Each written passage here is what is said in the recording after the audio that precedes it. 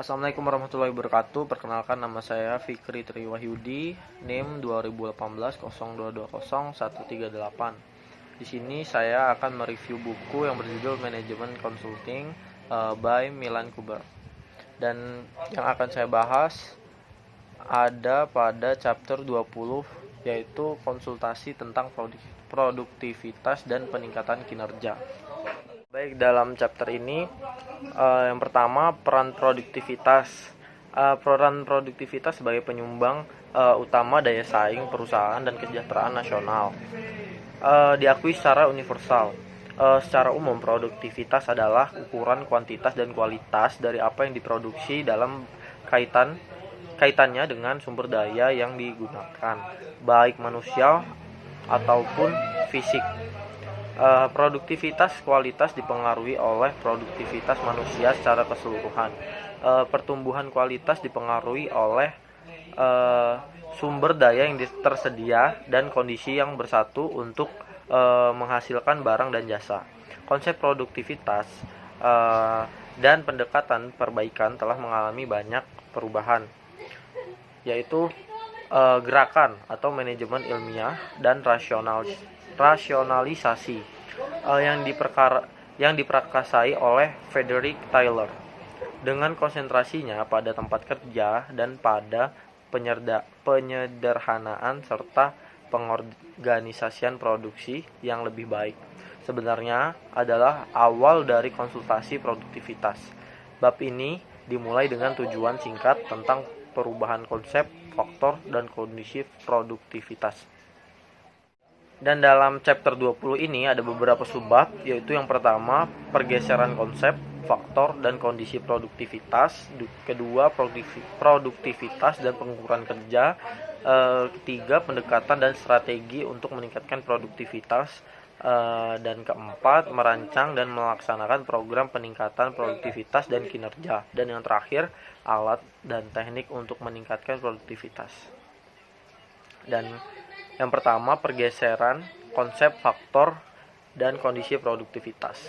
Masalah dengan produktivitas seringkali dimulai dengan pemahaman yang buruk oleh manajemen tentang arti sebenarnya. Perubahan pemahaman produktivitas secara konvensional, produktivitas dianggap sebagai rasio output fisik terhadap input.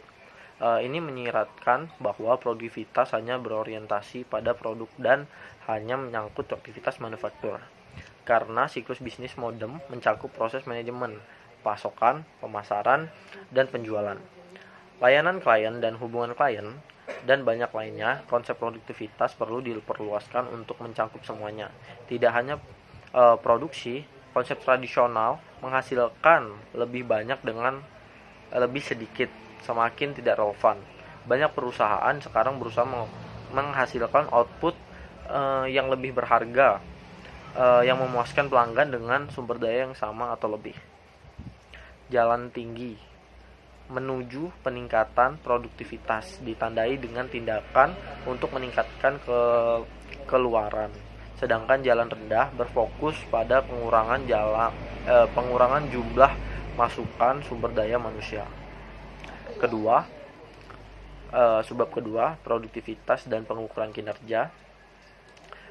Pengukuran dan analisis produktivitas merupakan dasar dari konsultasi peningkatan produktivitas yang baik.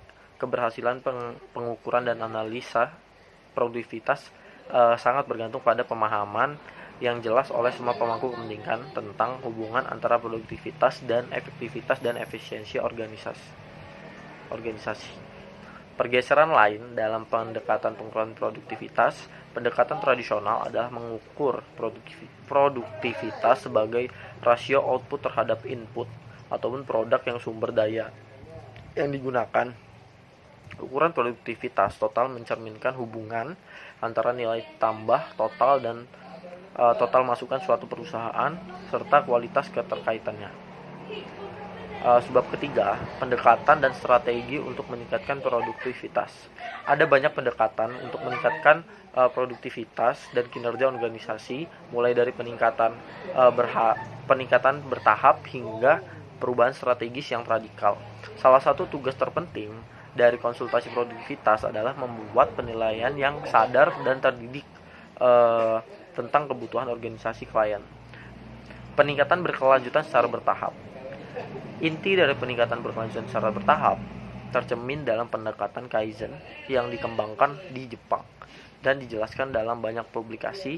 Ini melibatkan membuat perbaikan kecil terus-menerus yang membutuhkan sedikit atau tanpa investasi.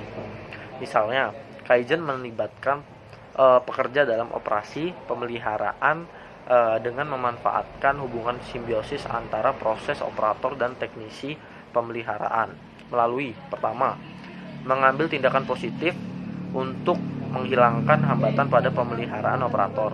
Kedua, melatih operator untuk melakukan pengaturan rutin dan tugas pemeliharaan. Ketiga, mendukung aliran proyek modifikasi proses yang stabil dan merotasi operator ke pekerjaan menarik di tempat lain dalam suatu organisasi. Tugas terpenting dalam peningkatan berkelanjutan adalah mencapai pertumbuhan produktivitas yang berkelanjutan, mulai penghapusan semua jenis pemborosan bahan, energi, waktu kerja, waktu mesin, apapun yang tidak memberikan nilai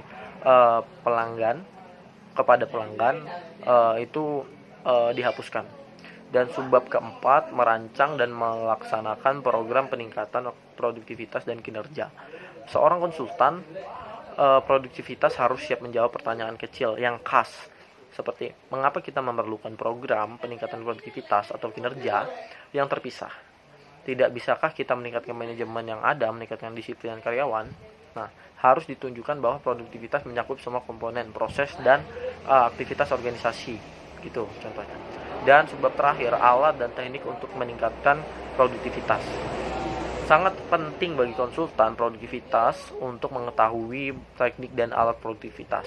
Dalam memutuskan teknik produktivitas, manajer dan konsultan perlu memahami beberapa faktor seperti seberapa nyaman tim perbaikan dan teknik tugas dan seharusnya ditangani. Kedua, beberapa baik tim memahami bahasa teknik tersebut, seberapa banyak tim memahami tentang penggunaan teknik, atau beberapa cepat dapat dilatih. Dan ada hal-hal berikut yang harus dipertimbangkan dalam memilih teknik peningkatan produktivitas. Pertama, kebutuhan pelanggan proses internal ataupun eksternal dalam mengidentifikasi metode. Kedua, teknik harus sederhana dan setiap orang harus memahaminya dan setiap orang terkena dampaknya. Dan terakhir, harus memberdayakan orang untuk bekerja lebih baik dan memiliki karakter. Terima kasih. Demikian review dari saya atas chapter 20. Wassalamualaikum warahmatullahi wabarakatuh.